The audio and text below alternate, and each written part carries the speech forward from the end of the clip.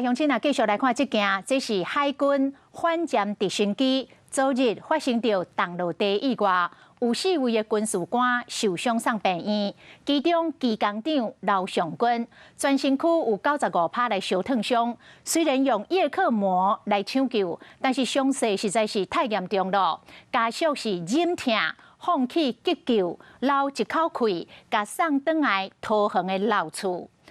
离开病院的时阵，东袍是列队甲送行，迄个场面互人看到片头酸。刘尚军嘛，伫昨深夜11:01来离开了。海军司令部表示悲伤唔甘，讲会协助家属来处理后事。医疗团队帮这位病患装上了叶克膜。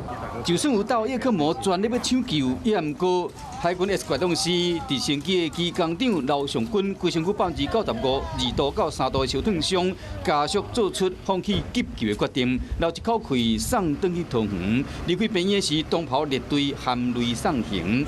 海军司令部表示，悲痛甲唔甘，会全力协助处理后事。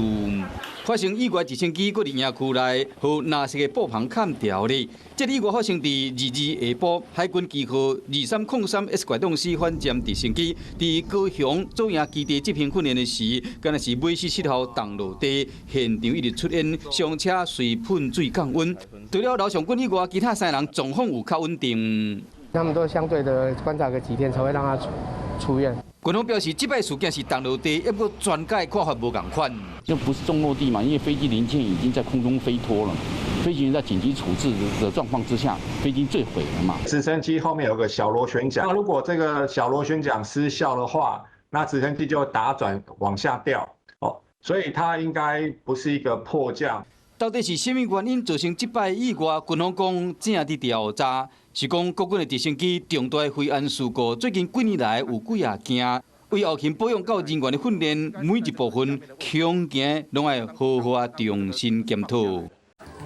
华视新闻看起来，赶快订阅我们的华视新闻 YouTube 频道，欢迎按赞、订阅、开启小铃铛，最新最及时的资讯要提供给你。